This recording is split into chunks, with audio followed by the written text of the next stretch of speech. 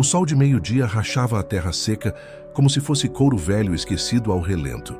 Marina Santos ajustou a alça da câmera fotográfica no pescoço e limpou o suor que escorria pela testa com as costas da mão.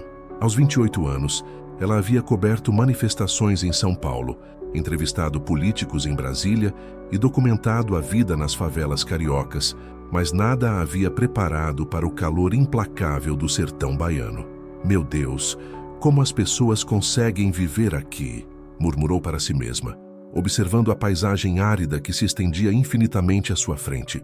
A caatinga se esparramava em tons de marrom e verde desbotado, pontilhada por mandacaros e chique-chiques, que pareciam soldados resistindo à batalha contra a seca. Ela havia chegado a Canudos 3 dias antes, hospedando-se numa pousada simples no centro da cidade. Sua missão era clara: documentar como a população local enfrentava mais um ano sem chuvas adequadas, registrar o impacto da seca na vida cotidiana e nas famílias sertanejas. O editor da revista havia sido específico: queremos histórias humanas, Marina, não apenas números e estatísticas. Mostre como essas pessoas sobrevivem quando a natureza parece conspirar contra elas. Na manhã daquele dia, ela havia conversado com Dona Conceição, uma senhora de 67 anos, que criava galinhas d'Angola nos fundos de sua casa de taipa. A seca não é novidade para nós, menina, havia dito a idosa, seus olhos pequenos e espertos brilhando sob o chapéu de palha. Minha avó já dizia que o sertão ensina a gente a ser forte. Quando chove, a gente agradece. Quando não chove, a gente resiste. Essas palavras ecoavam na mente de Marina enquanto ela caminhava pela estrada de terra que levava ao povoado de São João do Cariri, onde havia marcado entrevistas com mais 3 famílias. O GPS do seu celular mostrava que faltavam apenas 2 quilômetros, mas a bateria estava acabando rapidamente. O calor intenso fazia os aparelhos eletrônicos funcionarem mal. Marina parou por um momento, tirando uma foto das pegadas de bode que marcavam o chão ressecado. Enquanto ajustava o foco da lente, pensou em como aquela paisagem tão diferente da sua São Paulo natal despertava nela uma curiosidade profunda sobre a resistência humana. Cada lugar tem sua própria força, pensou. E quem está assistindo essa história de onde? Deixe nos comentários de que canto do mundo você está nos acompanhando. Quero saber como é o lugar onde vocês vivem. A repórter havia crescido no bairro de Perdizes, filha de um contador e de uma professora de português. Sua infância fora marcada pelo trânsito intenso, pelo cheiro de poluição e pelo ritmo acelerado da metrópole. Escolhera jornalismo na USP movida pelo desejo de contar histórias que importassem, de dar voz a quem não tinha. Especializara-se em jornalismo social, acreditando que sua função era construir pontes entre realidades diferentes. Mas ali, naquele momento, enquanto o sol transformava sua pele clara em um tom avermelhado que ardia, Marina se deu conta de que talvez fosse ela quem precisasse aprender, não apenas ensinar através de suas reportagens. O poblado de São João do Cariri não passava de 15 casas espalhadas em torno de uma praça pequena, onde uma igreja de paredes brancas e torres simples dominava a paisagem. Marina chegou lá por volta das 2 da tarde, quando o calor estava no seu auge. As ruas estavam desertas. Todos se recolhiam para dentro de casa naquele horário, esperando o sol amolecer um pouco para voltarem às suas atividades.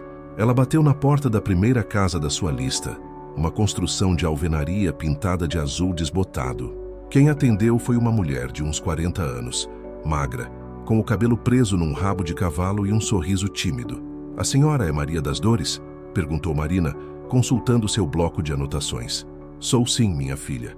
A senhora deve ser a jornalista de São Paulo que o padre Antônio falou que ia vir." "Isso mesmo. Posso entrar? Gostaria de conversar com a senhora sobre como vocês têm enfrentado a seca." A casa era simples, mas limpa, com paredes de cimento pintadas de branco e chão de cerâmica vermelha.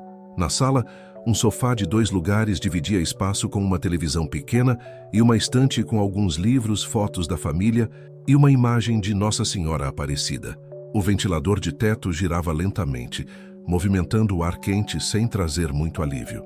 Maria das Dores serviu um copo de água gelada para Marina e se sentou na ponta do sofá. "Minha família está aqui há 3 gerações", começou ela.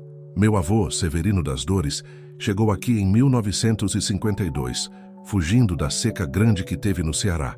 Disse que ia encontrar terra boa para plantar. E encontrou mesmo por um tempo. Ela contou como a família cultivava milho, feijão e mandioca numa pequena propriedade nos arredores do povoado, como criavam algumas cabras e galinhas, como os filhos, 2 meninos de 12 e 15 anos, ajudavam no trabalho da roça e estudavam na escola municipal. Mas faz 3 anos que a chuva não vem direito, continuou Maria das Dores, seu olhar se perdendo pela janela que dava para o quintal ressecado. O açude secou, os pés de milho morreram antes de dar espiga e as cabras estão magras porque não tem capim. Meu marido, Antônio, teve que ir procurar serviço na cidade. Está trabalhando numa obra em Feira de Santana. Vem para casa uma vez por mês. Marina fazia anotações enquanto ouvia, tocada pela dignidade com que Maria das Dores narrava as dificuldades. Não havia autocomiseração em sua voz, apenas a constatação serena de uma realidade dura que precisava ser enfrentada. E como a senhora faz para sustentar os meninos sozinha? Faço umas costuras, vendo uns docinhos na feira quando tem, e recebo o auxílio do governo. Não é muito, mas Deus não abandona quem trabalha honesto. A conversa durou quase 1 hora. Marina fotografou Maria das Dores em diferentes cômodos da casa, capturou imagens do quintal seco, dos utensílios domésticos, da rotina simples, mas digna daquela família. Quando se preparava para ir embora, a dona da casa insistiu para que levasse uma garrafinha de água extra. O sol está bravo hoje, menina, e a senhora não está acostumada com o nosso calor. Marina agradeceu e seguiu para a segunda entrevista, na casa de seu Manuel, um agricultor de 55 anos que criava abelhas. O homem era mais falante que Maria das Dores, e entre um gole e outro do café forte que sua esposa, Dona Luísa, insistiu para que tomasse, ele contou sobre as técnicas que aprendera para manter as colmeias produtivas, mesmo com pouca florada. A abelha é bicho inteligente, moça. Ela se adapta, igual a gente. Quando a situação aperta, ela economiza, guarda o que pode e espera tempos melhores. Suas palavras ficaram ecoando na mente de Marina enquanto ela caminhava pela estrada de volta. A força daquelas pessoas, sua capacidade de encontrar esperança onde outros veriam apenas desesperança, tocava algo profundo em seu coração. Se vocês estão gostando de conhecer essas histórias junto comigo, pensou ela, imaginando as pessoas que assistiriam sua reportagem, que tal se inscreverem no canal? Quero continuar compartilhando com vocês essas jornadas que tanto me transformam. A terceira entrevista havia sido cancelada. A família havia viajado para Petrolina em busca de trabalho temporário na colheita de frutas. Marina decidiu voltar para a pousada, mas quis fazer um desvio para fotografar um açude que havia visto na chegada, agora completamente seco, com rachaduras profundas no fundo que formavam desenhos quase artísticos. Foi nesse momento que ela percebeu que havia se perdido. A estrada principal se dividia em 3 caminhos diferentes, e Marina não conseguia lembrar qual havia pego na ida. Seu celular não tinha mais bateria, e o GPS estava morto.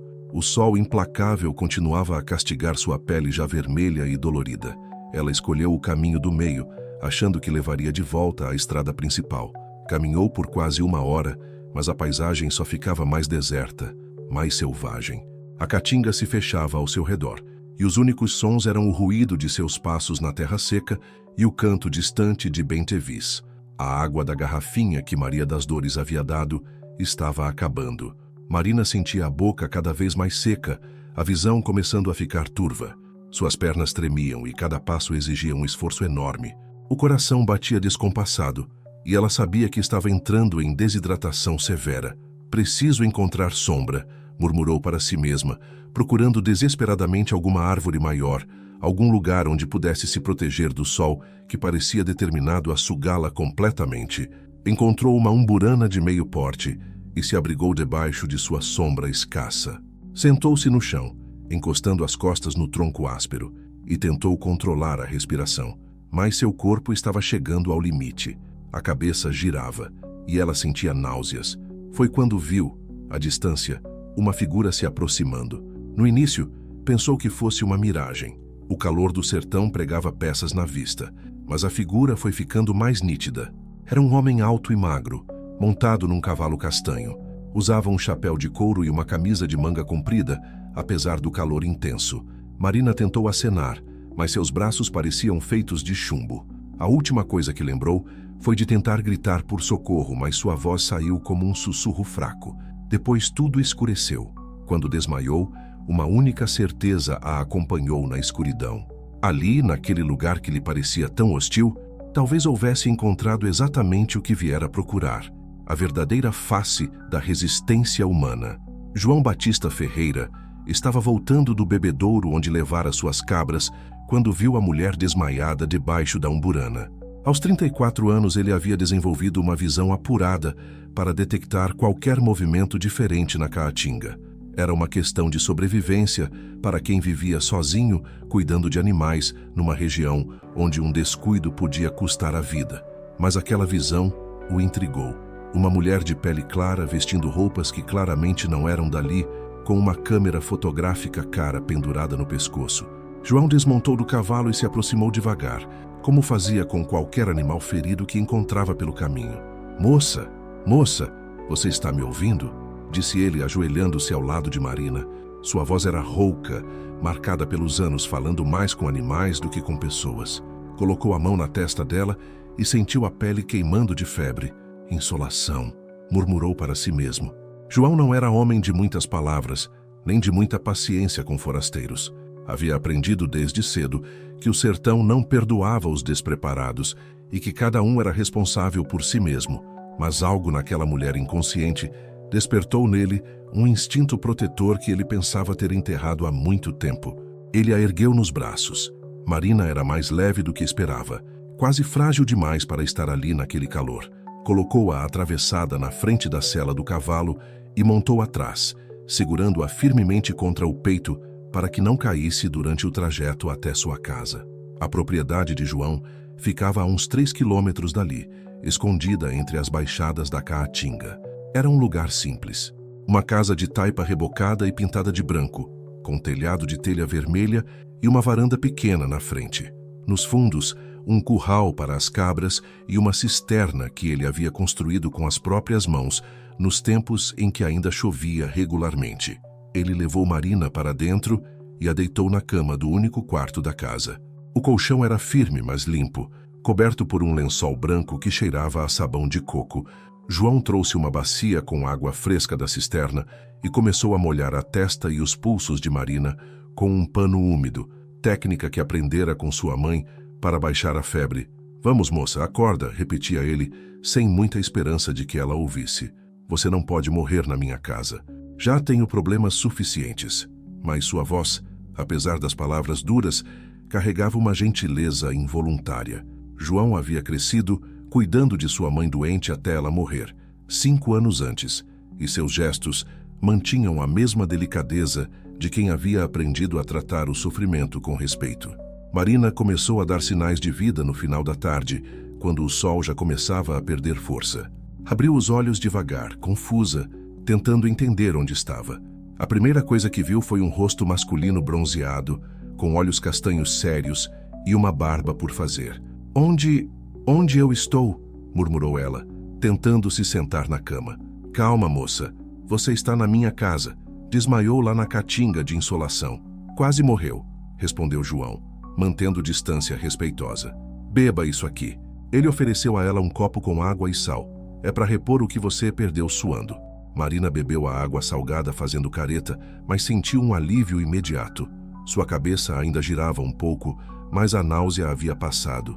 "Eu me perdi", explicou ela. "Estava voltando de São João do Cariri e peguei o caminho errado. Meu celular descarregou." "São João do Cariri fica a 15 quilômetros daqui, pro lado contrário de onde você estava indo", disse João. E Marina percebeu um leve tom de recriminação em sua voz. O que uma mulher da cidade estava fazendo sozinha na Caatinga no meio do dia? "Sou jornalista. Estou fazendo uma reportagem sobre a seca." João soltou um som que podia ser uma risada ou um suspiro de impaciência. "Jornalista", repetiu ele. "Claro, mais uma que vem aqui querendo contar para os outros como a gente vive." Marina sentiu o tom de desconfiança em sua voz e tentou se explicar. "Não é assim. Eu quero mostrar a força de vocês, como vocês resistem. A força de vocês." João repetiu as palavras dela, dando ênfase no pronome. "Vocês. Como se a gente fosse uma espécie diferente, né?" O constrangimento de Marina foi evidente. Ela percebeu como suas palavras haviam soado condescendentes, mesmo sem intenção. Desculpe, eu não quis, mas foi o que saiu. João a interrompeu. Ele se levantou da cadeira onde estava sentado e foi até a janela. Toda semana aparece alguém aqui. Político querendo voto, pesquisador querendo dados, jornalista querendo história. Todos querem falar sobre a gente, mas poucos param para conversar com a gente. Marina ficou em silêncio, processando as palavras dele. Havia verdade naquilo que João dizia, uma verdade que ela não queria reconhecer. Durante toda a sua carreira, ela se orgulhara de ser uma jornalista sensível, preocupada com as causas sociais. Mas será que, no fundo, ela também não estava tratando aquelas pessoas como objetos de suas reportagens? Você tem razão, admitiu ela finalmente. Eu vim aqui achando que sabia o que ia encontrar, que sabia o que vocês precisavam. João se voltou para ela, surpreso pela franqueza da admissão. Na experiência dele, a maioria dos forasteiros só sabia se defender quando confrontados com suas próprias contradições. Pelo menos você reconhece, disse ele, e sua voz perdeu um pouco da dureza. Isso já é mais do que a maioria faz. Eles ficaram alguns minutos em silêncio. Marina observava o interior da casa, simples, mas organizada e limpa. Na parede havia uma foto emoldurada de uma mulher idosa sorrindo, certamente a mãe de João. Numa prateleira, alguns livros surpreendentemente diversos. O 15, de Rachel de Queiroz, um manual de veterinária, uma biografia de Luiz Gonzaga. Você mora sozinho? Perguntou ela. Moro, desde que minha mãe morreu faz 5 anos. E família? Irmãos? Primos? Tenho um irmão em São Paulo. Saiu daqui quando fez 18 anos. Disse que ia fazer a vida na cidade grande. Casou, teve filhos, virou outro homem. Vem aqui uma vez por ano no Natal. Fica 3 dias e vai embora correndo, como se o sertão fosse uma doença contagiosa. Marina percebeu a mágoa na voz dele quando falava do irmão. E você nunca pensou em sair daqui também? João a olhou como se ela tivesse feito uma pergunta absurda. Para quê? Para virar mais um perdido numa cidade onde ninguém conhece ninguém? Aqui eu tenho minha terra, meus animais, minha vida. Pode não ser muito, mas é meu. E quando a seca aperta? Como agora? A gente aguenta, sempre aguentamos. Meu avô viveu a seca de 1932, meu pai a de 1958. Cada geração enfrenta a sua. A diferença é que antes ninguém vinha aqui fazer reportagem sobre isso. Marina estava começando a entender que João não era apenas um vaqueiro solitário do sertão. Havia uma inteligência aguçada nele, uma filosofia de vida que ela não esperava encontrar. Posso te fazer uma pergunta? Disse ela. Pode. Por que você me trouxe para sua casa? Você poderia ter me deixado lá e seguido seu caminho. João ficou um tempo sem responder, como se estivesse pensando na resposta. Minha mãe sempre dizia que a gente não escolhe onde nasce, mas escolhe como vive. Ela nunca deixou passar ninguém na porta pedindo ajuda. Eu posso não gostar de forasteiro, mas não ia deixar você morrer de sede na caatinga. O sol estava se pondo quando Marina finalmente se sentiu forte o suficiente para se levantar. João havia preparado um caldo de feijão com carne seca e farinha. Comida simples, mas nutritiva, que ela devorou com uma fome que não sentia há horas. Amanhã cedo eu te levo de volta para a cidade, disse ele. Hoje você não tem condições de viajar. Não quero dar trabalho. Não é trabalho, é obrigação. Você é minha hóspede agora, quer queira, quer não. Marina riu pela primeira vez desde que havia chegado ali. Hóspede involuntária. Isso mesmo. João esboçou algo que poderia ser um sorriso. Mas hóspede assim mesmo.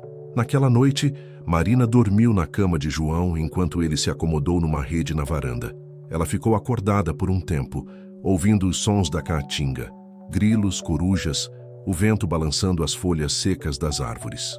Era um silêncio diferente do que ela conhecia, mais profundo e, paradoxalmente, mais vivo. Pela primeira vez desde que havia chegado ao sertão, Marina se perguntou se não era ela quem tinha algo a aprender, em vez de algo a ensinar. E lá fora, na varanda, João também ficou acordado por um tempo, pensando na estranha que havia invadido sua rotina solitária. Havia algo nela que o intrigava, uma sinceridade que transparecia, apesar de todos os preconceitos que ela carregava. Talvez, pensou ele antes de adormecer, nem todos os forasteiros fossem iguais. Marina acordou com o canto do galo e o cheiro de café forte que vinha da cozinha. Por um instante, esqueceu onde estava, mas logo a realidade voltou. Estava na casa de um estranho, no meio da caatinga, dependendo da gentileza de um homem, que claramente não gostava de forasteiros. Ela se levantou devagar, ainda sentindo uma leve tontura, e foi até a janela. O amanhecer no sertão era uma pintura viva. O céu se tingia de rosa e laranja, e a caatinga, que durante o dia parecia morta, revelava uma beleza sutil na luz suave da manhã. Acordou cedo, disse João, aparecendo na porta do quarto com uma xícara de café na mão. Dormiu bem? Surpreendentemente bem, respondeu Marina, aceitando o café. Obrigada por tudo. Você literalmente salvou minha vida ontem. João deu de ombros, como se tivesse feito a coisa mais natural do mundo. Café da manhã está pronto. Depois te levo de volta para a cidade. Na cozinha simples, ele havia preparado tapioca com queijo coalho, ovos mexidos e frutas, manga e cajá, que ele mesmo colhera nas árvores ao redor da casa. Marina comeu com apetite, surpreendida por como a comida simples podia ser saborosa. João, disse ela entre uma garfada e outra, posso te fazer uma pergunta pessoal? Depende da pergunta. Por que você escolheu ficar aqui sozinho? Quero dizer, você é inteligente. Poderia fazer qualquer coisa em qualquer lugar. João parou de comer e a olhou com uma expressão que Marina não conseguiu decifrar. Você acha que inteligência se mede por onde a pessoa mora? Não, não é isso. Marina percebeu que havia se expressado mal novamente. É que deve ser difícil, às vezes, toda essa solidão. E você acha que na cidade as pessoas não são solitárias? João perguntou. Meu irmão mora numa cidade de 12 milhões de habitantes e me liga uma vez por mês reclamando que se sente sozinho. Marina ficou em silêncio, processando as palavras dele. João continuou. Eu acordo todo dia sabendo exatamente qual é meu propósito. Cuidar dos meus animais, da minha terra, de mim mesmo. Quando olho para o horizonte, reconheço cada árvore, cada pedra. Quando escuto o vento, sei se vai chover ou não. Essa é minha vida e eu escolhi ela. Mas e quando você precisa de companhia, de conversa? Tenho meus vizinhos. Seu Zé da Manga mora a 2 quilômetros daqui, Dona Neuza a 3. A gente se visita, se ajuda quando precisa. E tem as festas na cidade, os forrós, a feira. Não é a solidão que vocês imaginam. Marina começou a perceber que tinha muito mais a aprender sobre aquele lugar do que imaginara. Vocês que me acompanham devem estar percebendo como cada lugar tem sua própria sabedoria, né? Pensou ela, enquanto observava João cuidar com atenção de cada detalhe do café da manhã. Deixem nos comentários de onde vocês estão assistindo. Quero conhecer as histórias dos lugares de vocês também. Depois do café, João insistiu para que ela conhecesse sua propriedade antes de voltarem para a cidade. Já que você veio aqui fazer reportagem sobre como a gente vive, pelo menos veja direito, disse ele. E Marina não soube se havia ironia ou sinceridade naquelas palavras. Eles caminharam até o curral onde João mantinha suas cabras.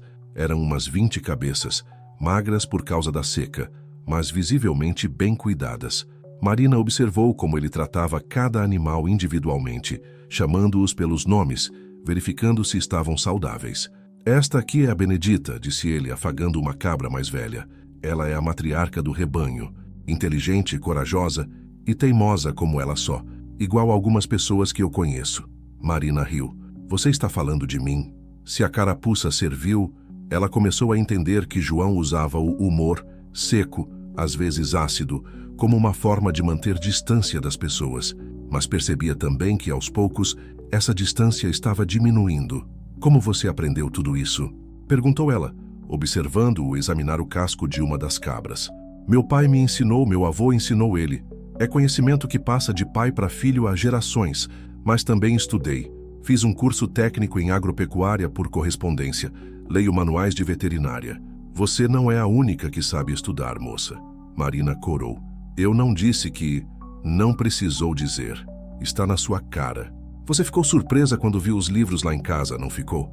Era verdade, e Marina não podia negar. Fiquei, admitiu, e estou com vergonha disso. João parou o que estava fazendo e a olhou diretamente nos olhos. Pelo menos você é honesta. Isso conta pontos a seu favor.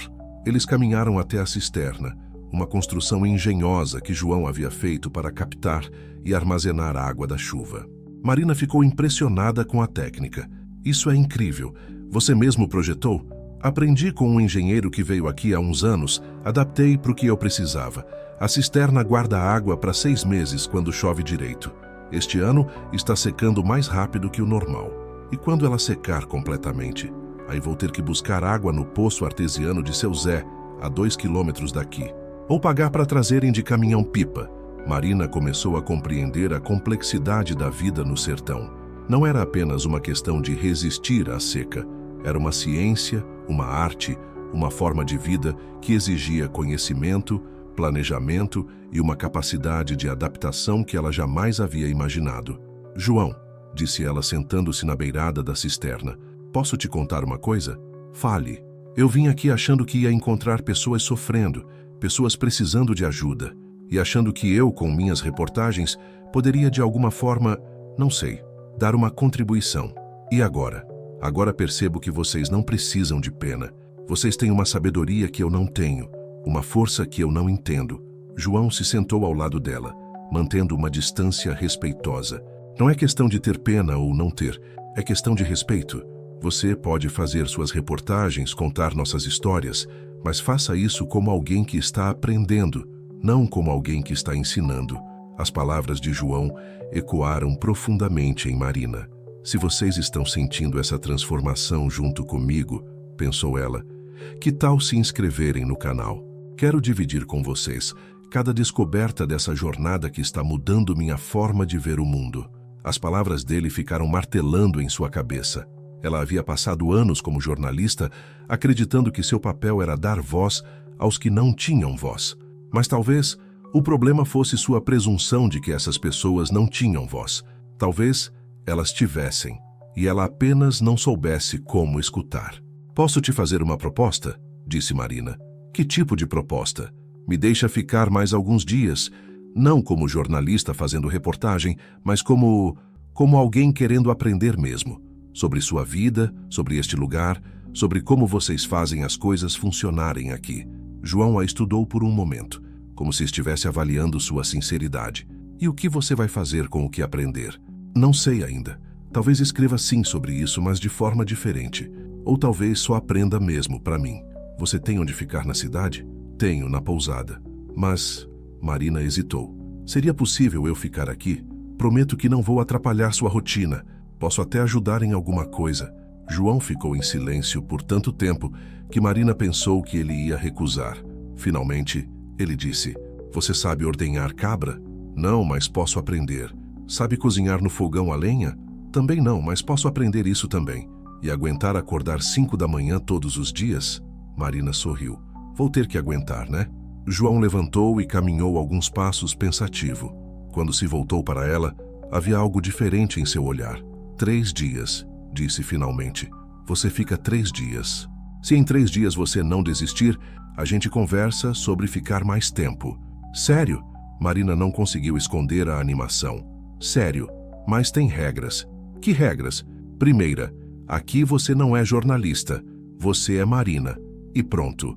Segunda, você faz o que eu mandar na hora que eu mandar sem reclamar. Terceira, não quero você me fazendo perguntas de entrevista o tempo todo. Se você quer aprender como a gente vive, vai viver como a gente. Marina estendeu a mão para ele. Fechado. João olhou para a mão estendida e, depois de uma hesitação, a apertou. Sua mão era áspera, calejada pelo trabalho, mas o aperto foi firme e honesto. Fechado. Mas você vai se arrepender. Vamos ver.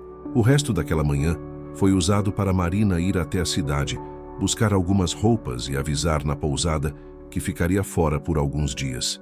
João a levou montada na garupa de seu cavalo, e Marina descobriu que andar a cavalo era bem mais difícil do que parecia nos filmes.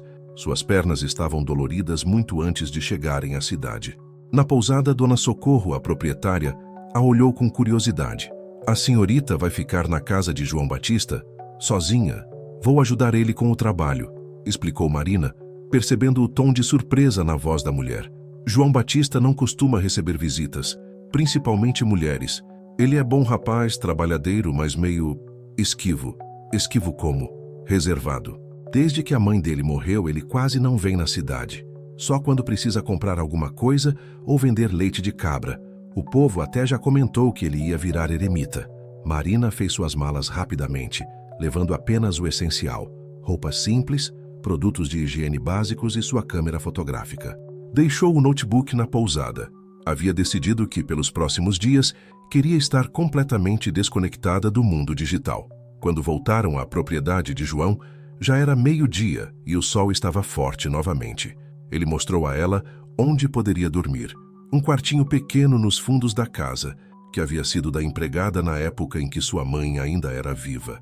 Não é luxo, disse ele, mas tem cama limpa e janela para o quintal. O quarto era simples, mas acolhedor. Uma cama de solteiro, um guarda-roupa pequeno, uma cadeira e uma mesinha. A janela dava vista para o quintal, onde cresciam algumas árvores frutíferas e onde João mantinha galinhas soltas. É perfeito, disse Marina, e ela realmente achava isso. Amanhã sua lição começa cedo, 5 da manhã. O que vamos fazer? Você vai aprender a ordenhar cabra, e a fazer queijo, e a cuidar das galinhas, e a cozinhar comida de verdade. Marina sentiu um frio na barriga, uma mistura de ansiedade e animação. E se eu não conseguir? Consegue. Todo mundo consegue, quando precisa. Naquela tarde, João a levou para conhecer seus vizinhos mais próximos. A primeira parada foi na casa de seu Zé da Manga, um homem de uns 60 anos, viúvo, que criava porcos e mantinha uma pequena plantação de palma forrageira para alimentá-los. Esse é Zé da Manga, disse João. Ele sabe mais sobre criação de animais que qualquer veterinário que eu já conheci. Seu Zé era falante e simpático, o oposto de João. Recebeu Marina com entusiasmo, curioso para saber o que uma jornalista de São Paulo estava fazendo na casa de seu vizinho solitário. João Batista finalmente arrumou uma namorada? Brincou o homem, e Marina sentiu o rosto esquentar. Ela não é minha namorada, João respondeu secamente. Está aqui para aprender sobre nossa vida. Vai ficar alguns dias. Ah, que bom! Fazia tempo que não via gente nova por aqui, e uma moça bonita ainda por cima. Seu Zé insistiu para que provassem seu licor de umbu, feito com frutas colhidas na própria propriedade. Era doce e forte, e Marina sentiu o álcool subir rapidamente à cabeça. Ela não estava acostumada a beber no meio da tarde. Cuidado, sussurrou João. O licor do Zé é traição. Parece inofensivo, mas derruba um boi. A segunda visita foi à casa de Dona Neuza, uma mulher de 50 e poucos anos, que morava com a filha adolescente e se sustentava fazendo bordados e costuras. Sua casa era pequena, mas muito bem cuidada, com um jardim na frente onde ela cultivava rosas do deserto e outras plantas resistentes à seca. João Batista trouxe uma amiga, exclamou Dona Neuza, claramente animada com a novidade. Fazia tempo que ele não aparecia aqui com ninguém. Ela é jornalista, explicou João. Quer aprender como a gente vive aqui. Que bom! Senta aqui, menina. Vou fazer um café para vocês. Dona Neuza era uma contadora de histórias nata. Enquanto servia o café com biscoitos caseiros, ela contou sobre sua vida no sertão, sobre como havia criado 5 filhos praticamente sozinha depois que o marido morreu num acidente de trabalho. A vida aqui não é fácil, mas é nossa, disse ela. Eu já tive oportunidade de ir embora e ir morar com o meu filho mais velho em Fortaleza, mas não consegui.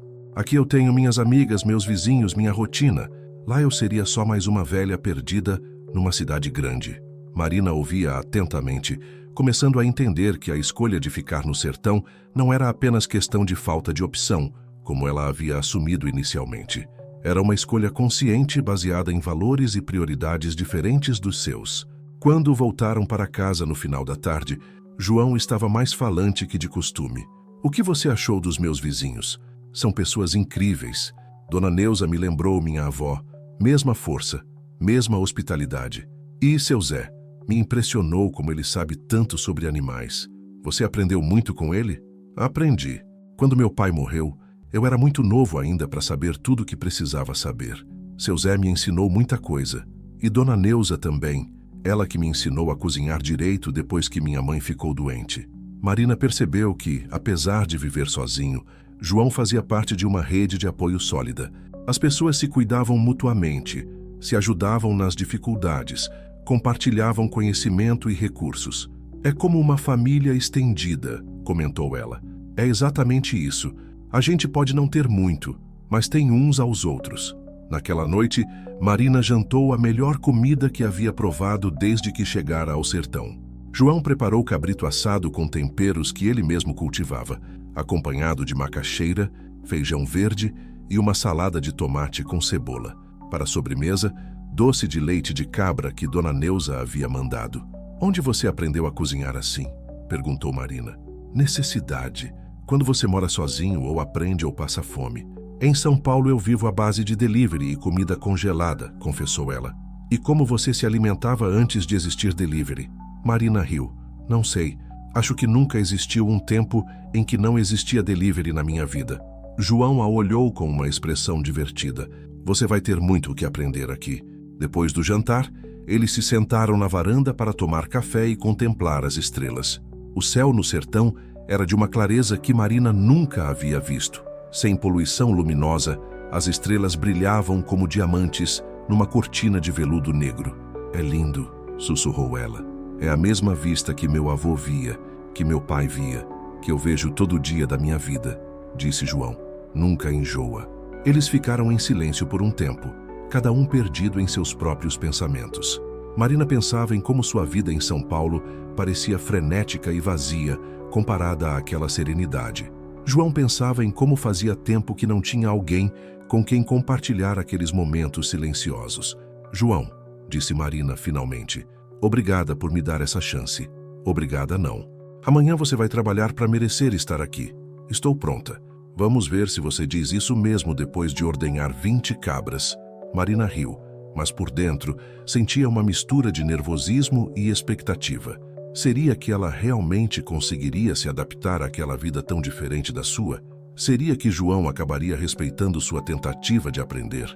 Uma coisa ela sabia: os próximos dias seriam os mais desafiadores e possivelmente os mais transformadores de sua vida. O despertador de Marina eram as cabras balindo impacientes no curral. 5 da manhã em ponto, como João havia prometido. Ela se levantou zonza, ainda acostumada com os horários noturnos de São Paulo, e saiu do quarto tropeçando nos próprios pés. João já estava de pé, vestido e tomando café na cozinha. "Atrasada no primeiro dia", disse ele, mas sua voz carregava mais diversão que reprovação. "Desculpa, eu não ouvi o despertador. Aqui o despertador tem 4 patas e berra quando está com fome. Vem, bebe um café e vamos trabalhar." Marina tomou o café preto e forte que João havia preparado e o seguiu até o curral.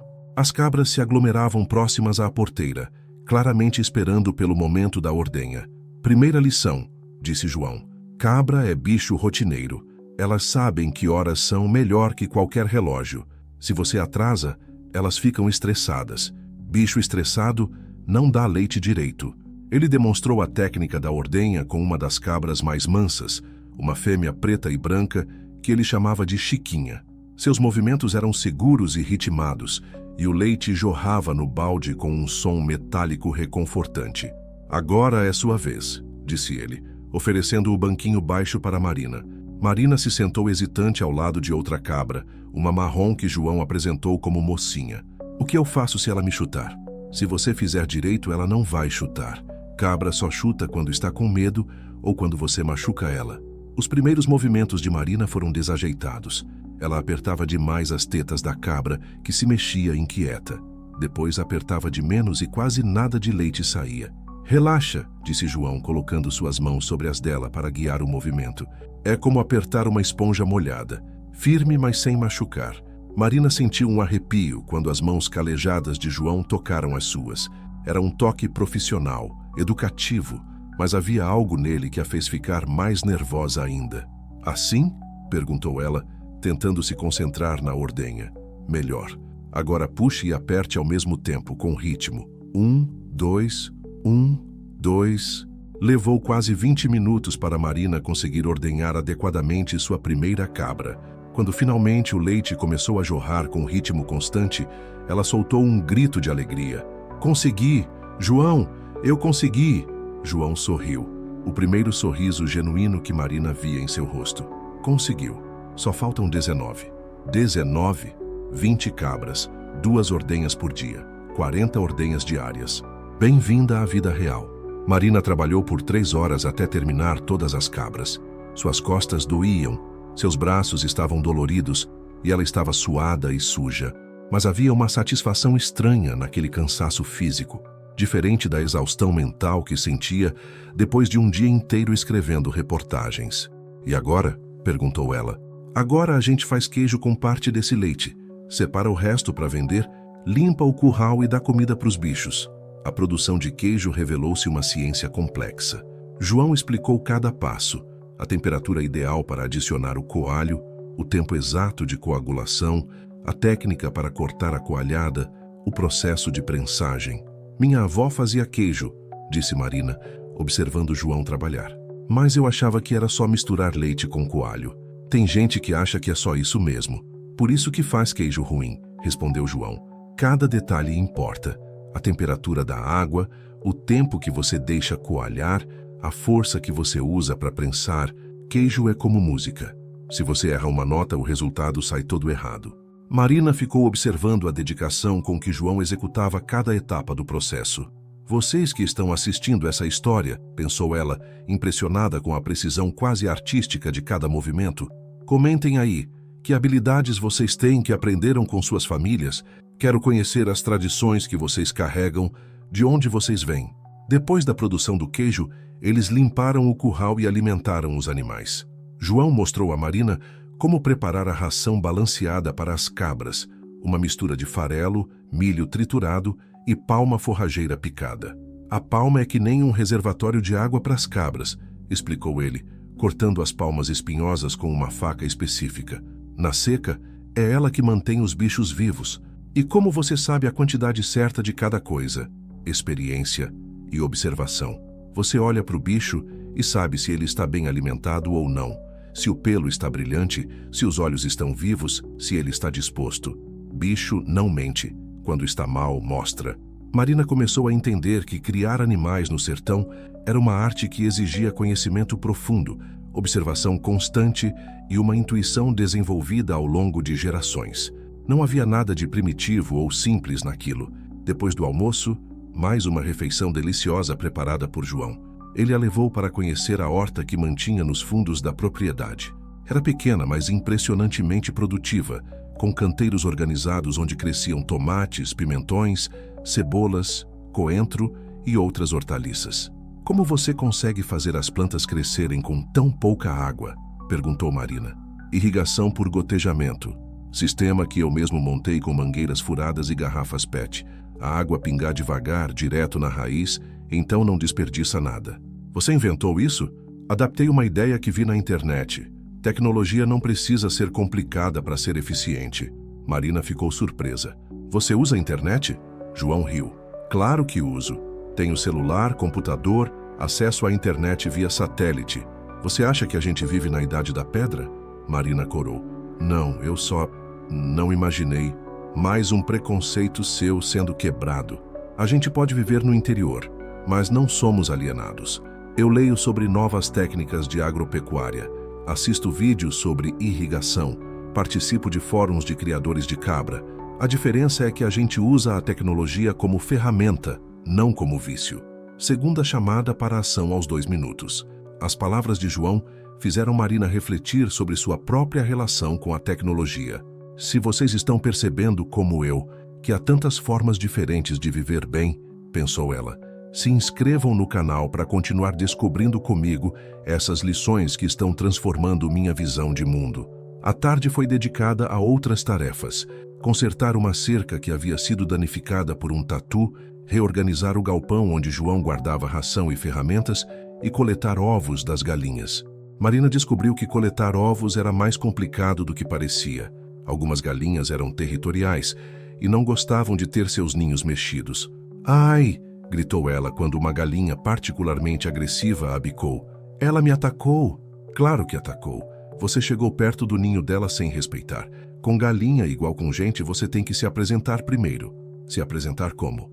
João demonstrou aproximando-se devagar da galinha, falando baixinho com ela, estendendo a mão para que ela cheirasse antes de mexer no ninho.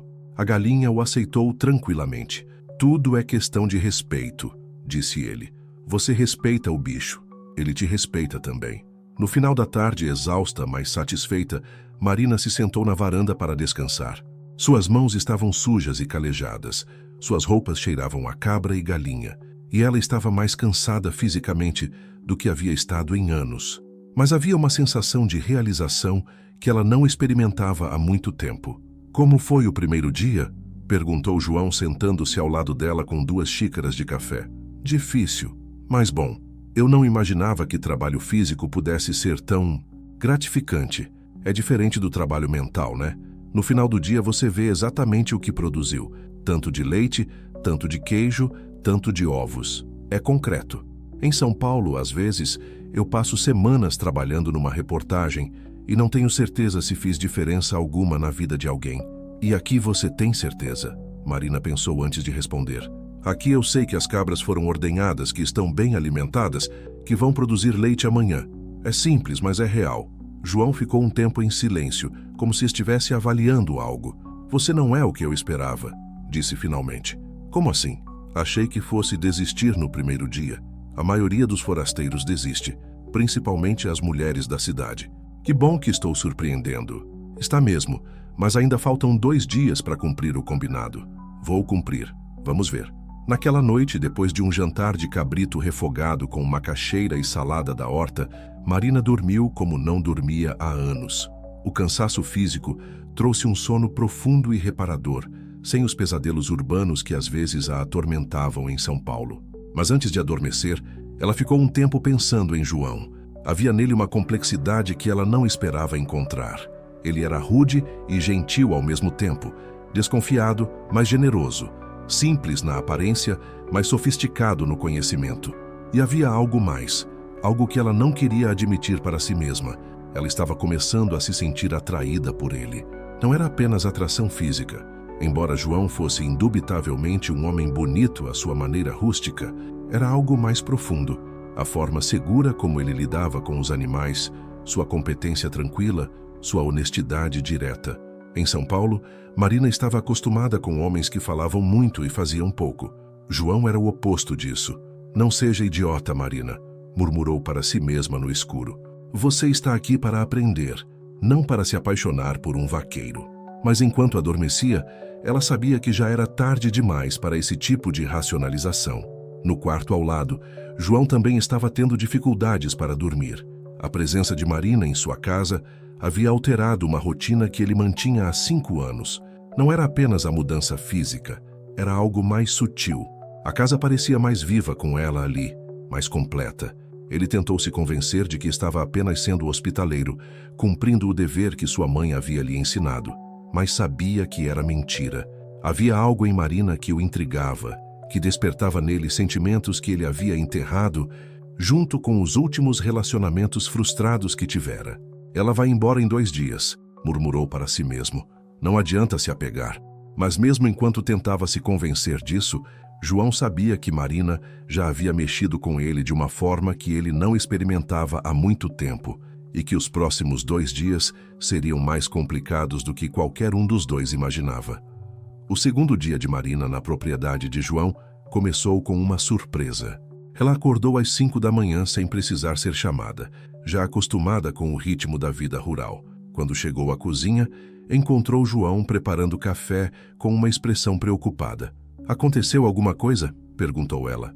A Benedita está prenhes e com problemas. Vai ter que parir hoje, mas o bezerro está mal posicionado. Marina sentiu o estômago se apertar. É sério? Pode ser. Se eu não conseguir ajudar, posso perder os 2. Ela e o filhote. Sem pensar 2 vezes, Marina disse. O que você precisa que eu faça? João a olhou surpreso. Não é trabalho para você. É complicado, pode ser. Difícil de ver. João, eu estou aqui para aprender como vocês vivem, lembra? Isso faz parte. Ele hesitou por um momento, depois assentiu. Tá bem. Mas você faz exatamente o que eu mandar, quando eu mandar. Eles foram até o curral, onde Benedita estava deitada num canto, claramente em sofrimento. A cabra respirava ofegante e de vez em quando soltava um gemido baixo que partia o coração de Marina. Ela está há quanto tempo assim? Perguntou Marina. Umas 2 horas. Tentei examinar, mas o filhote está atravessado. Vou ter que reposicionar ele manualmente. Marina assistiu João trabalhar com uma delicadeza surpreendente. Suas mãos grandes e calejadas se moviam com precisão cirúrgica, buscando reposicionar o filhote dentro do ventre da mãe. Benedita se debatia de vez em quando, mas parecia entender que João estava tentando ajudá-la. Consegui, disse João finalmente. Agora ela vai conseguir parir sozinha. Mas vai demorar ainda. Eles se revezaram cuidando de Benedita pelas próximas 3 horas. Marina segurava a cabeça da cabra, falando baixinho com ela, enquanto João monitorava o progresso do parto. Em determinado momento, ele teve que sair para cuidar dos outros animais, e Marina ficou sozinha com Benedita. Vai ficar tudo bem, menina, sussurrava ela, acariciando o pelo da cabra. João sabe o que está fazendo. Você vai ver seu filhote logo. Foi quando Marina percebeu que estava chorando. Não sabia exatamente por quê. Talvez pela vulnerabilidade da situação, talvez pela responsabilidade que sentia. Em São Paulo, ela nunca havia presenciado algo tão primitivo e ao mesmo tempo tão profundo quanto o nascimento de uma vida. Vocês que estão acompanhando essa história, pensou Marina, enquanto sentia as lágrimas escorrerem pelo rosto. Comentem para mim, já viveram algum momento que os fez perceber o quanto estavam desconectados da vida real, da essência das coisas? Quando João voltou, encontrou Marina ainda acariciando Benedita, os olhos vermelhos de chorar. Ei, o que foi? Perguntou ele, sua voz carregada de preocupação. Não sei, admitiu Marina. É só que nunca vi nada nascer antes. Nunca estive tão perto da vida acontecendo de verdade. João se ajoelhou ao lado dela, observando Benedita, que finalmente começava a mostrar sinais de que o parto estava progredindo. A primeira vez mexe com a gente mesmo, disse ele suavemente. Eu devia ter avisado. Não, eu estou bem. É só que é bonito demais. E assustador também. A vida é assim mesmo. Bonita e assustadora ao mesmo tempo. O filhote de Benedita nasceu às 11 da manhã. Um cabritinho marrom pequeno, mas aparentemente saudável. Marina assistiu fascinada enquanto a mãe o lambia, limpando o muco e estimulando-o a respirar. Em poucos minutos, o cabritinho já tentava se levantar nas pernas trêmulas. É um milagre, murmurou Marina. É a coisa mais normal do mundo, corrigiu João. Mas continua sendo um milagre toda vez. Eles ficaram observando mãe e filhote por quase 1 hora, até ter certeza de que ambos estavam bem. Marina não conseguia parar de sorrir, como se ela mesma tivesse dado à luz. Como vamos chamar ele? Perguntou ela. Vamos. João arqueou uma sobrancelha. Você vai dar nome, né? Vou, mas pode sugerir. Marina pensou por um momento. Que tal Esperança?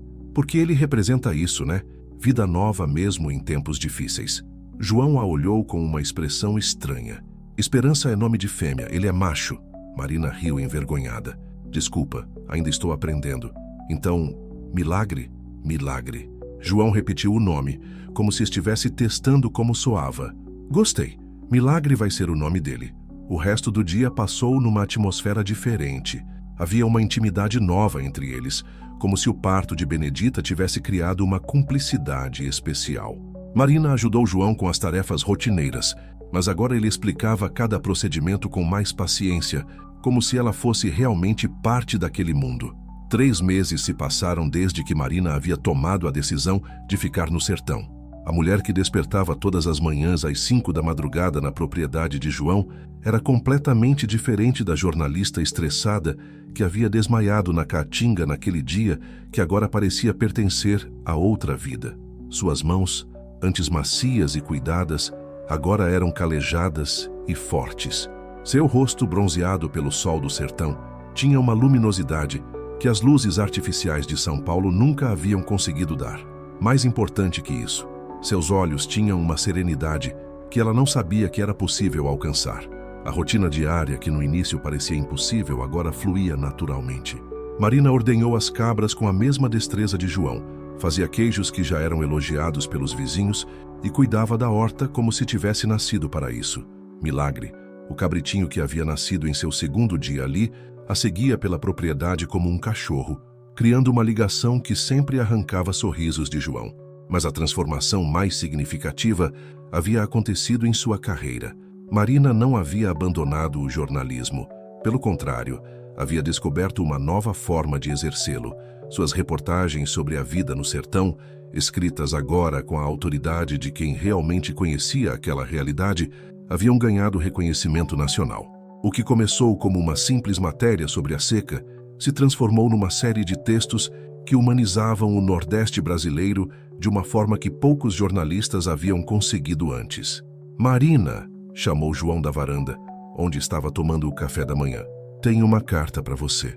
Marina largou o balde de leite que estava carregando e correu até ele.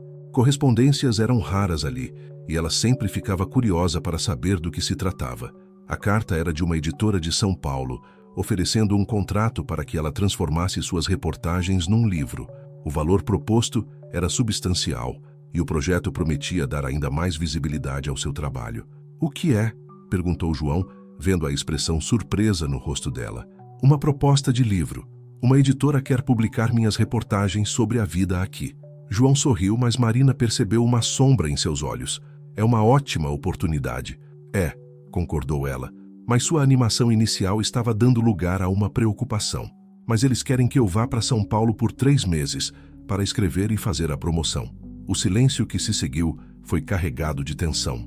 Nos últimos 3 meses, Marina e João haviam construído uma rotina, uma vida em comum que funcionava perfeitamente. A possibilidade de separação, mesmo temporária, os assustava. "Você tem que aceitar", disse João finalmente. "É a chance da sua vida profissional." "Mas e aqui? E nós? E os animais?" "Os animais eu cuido sozinho há anos antes de você chegar. E nós vamos dar um jeito." Marina sabia que João estava sendo racional, mas podia ver no fundo de seus olhos o mesmo medo que ela sentia. 3 meses eram muito tempo. Tempo suficiente para que a vida da cidade a reabsorvesse, para que a distância esfriasse o que havia entre eles. "Vocês que estão acompanhando nossa história", pensou Marina, sentindo o peso da decisão que precisava tomar. "Já passaram por dilemas assim? Quando tem que escolher entre uma oportunidade profissional e algo importante na vida pessoal? Comentem aí as experiências de vocês." "E se você viesse comigo?" disse Marina de repente. João quase engasgou com o café. "Eu? Em São Paulo? Por que não? Você poderia conhecer a cidade e ver como é." "Marina, eu não sirvo para cidade grande. Você sabe disso. Como você pode ter certeza se nunca tentou?" João se levantou e caminhou até a beirada da varanda, olhando para a caatinga que se estendia até o horizonte. "Porque eu sei quem eu sou. E eu não sou alguém que vai ser feliz cercado de concreto e multidões." A discussão se estendeu por dias. Marina estava dividida entre a oportunidade profissional que sempre havia sonhado e a vida que havia construído ali. João, por sua vez, lutava entre o desejo de não perdê-la e a certeza de que não conseguiria se adaptar à vida urbana. Foi Dona Neuza quem trouxe a perspectiva que eles precisavam. Numa tarde em que Marina foi visitá-la, claramente angustiada, a vizinha mais velha ofereceu um café e um conselho. "Menina", disse ela sentando-se ao lado de Marina na varanda simples de sua casa, "você está complicando uma coisa que pode ser simples." "Como assim, Dona Neuza?" "Amor de verdade não é posse. É confiança. Se o que vocês têm é sólido, vai resistir a 3 meses de distância. Se não for, melhor descobrir agora do que depois de 10 anos. Mas e se eu for e não quiser mais voltar? E se você ficar e passar o resto da vida se perguntando, e se?" rebateu Dona Neuza. "Menina, oportunidade boa bate na porta poucas vezes na vida. Quando bate, a gente abre. E se João não me quiser de volta quando eu voltar?" Dona Neuza riu, um som baixo e sábio. "Aquele menino está apaixonado por você, de um jeito que eu não via desde... nunca, na verdade. Ele pode ser teimoso, mas não é burro. Se você voltar, ele vai estar aqui esperando." Segunda chamada para a ação aos 2 minutos. As palavras de Dona Neuza ecoaram na mente de Marina, enquanto ela caminhava de volta para casa. "Se vocês estão torcendo por nós", pensou ela, "se inscrevam no canal para acompanhar como essa história vai continuar. Quero dividir com vocês todos os desdobramentos dessa jornada." Naquela noite, Marina tomou sua decisão, encontrou João cuidando dos animais no curral e foi direto ao ponto. "Eu vou aceitar a proposta do livro." João parou de mexer na ração e a olhou. "Tem certeza?" "Tenho, mas com uma condição." "Que condição?" "Quando eu voltar, porque eu vou voltar. Quero que a gente torne isso oficial." "Oficial como?" Marina respirou fundo. "Quero me casar com você, João Batista Ferreira."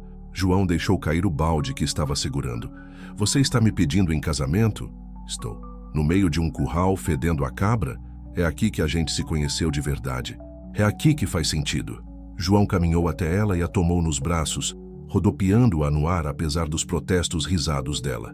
Então está decidido, disse ele, beijando-a quando a colocou no chão. Você vai, escreve seu livro, fica famosa e depois volta para casar comigo. E se você se cansar de me esperar? Impossível. Você vai levar meu coração junto com você. Sem ele, eu não consigo gostar de mais ninguém. Os próximos dias foram de preparativos intensos. Marina organizou suas coisas, fez os últimos ajustes na propriedade para que João pudesse cuidar de tudo sozinho e se despediu dos vizinhos que haviam se tornado sua família. Na manhã da partida, enquanto esperavam o ônibus que a levaria de volta à vida urbana, Marina e João ficaram abraçados debaixo da umburana onde ela havia desmaiado meses antes. Engraçado como a vida gira, disse ela. Se eu não tivesse me perdido naquele dia... Você não se perdeu, corrigiu João. Você se achou. O ônibus chegou levantando uma nuvem de poeira que envolveu o casal como uma despedida simbólica da Caatinga. Marina subiu no veículo com o coração apertado, mas também com uma certeza que não tinha há anos. Sabia exatamente onde pertencia e para onde voltaria. Enquanto o ônibus se afastava, ela viu João acenando até que ele se tornou apenas um pontinho na paisagem árida. Mas levava com ela muito mais do que havia trazido. Levava a sabedoria do sertão, a força que havia descoberto em si mesma e a certeza de que o amor verdadeiro era aquele que não prendia, mas dava asas. 6 meses depois, a igreja pequena de Canudos nunca havia visto um casamento como aquele. Marina chegou num vestido simples de linho branco, os cabelos soltos balançando na brisa da tarde. João a esperava no altar vestindo sua melhor roupa, mas com as mesmas mãos calejadas e o mesmo sorriso tímido que haviam conquistado o coração dela. O livro de Marina havia se tornado um sucesso nacional, abrindo os olhos de milhares de leitores para a beleza e complexidade da vida no sertão. Mas mais importante que qualquer reconhecimento profissional era estar ali, naquele momento, prometendo amor eterno ao homem que havia lhe ensinado que às vezes é preciso se perder para se encontrar. Aceita João Batista como seu esposo? Perguntou o padre. Aceito, respondeu Marina, e sua voz ecoou pela igreja lotada como uma celebração. Aceita Marina como sua esposa? Aceito, disse João, e no brilho de seus olhos estava toda a gratidão por aquela mulher ter escolhido compartilhar sua vida simples, mas plena de significado. Quando saíram da igreja como marido e mulher, a festa se estendeu pela praça da cidade. Havia forró, comida típica preparada pelos vizinhos e histórias contadas até altas horas. Marina dançou com João sob as estrelas do sertão, sentindo que finalmente estava em casa, não num lugar, mas nos braços do homem que havia lhe mostrado que o amor verdadeiro era aquele que transformava sem tentar mudar. E lá longe, na propriedade onde tudo havia começado, Milagre, agora um bode adulto, pastava tranquilamente na caatinga, como se soubesse que seus pais humanos voltariam em breve para continuar a vida que haviam construído juntos, uma ordenha de cada vez, um dia de cada vez, um amor de cada vez.